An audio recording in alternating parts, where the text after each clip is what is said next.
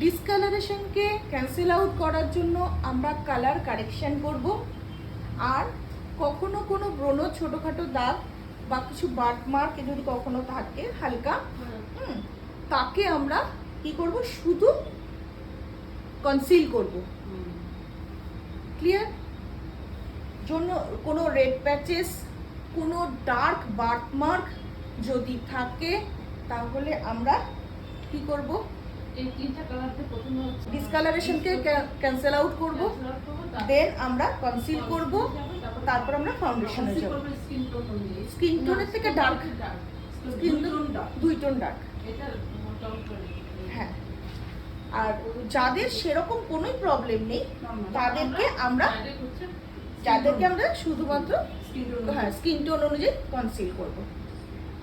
Under eye জায়গা বা নোজের কর্নারগুলো, monkey প্যাচেসগুলো আমরা শুধু কনসিল করব। ক্লিয়ার?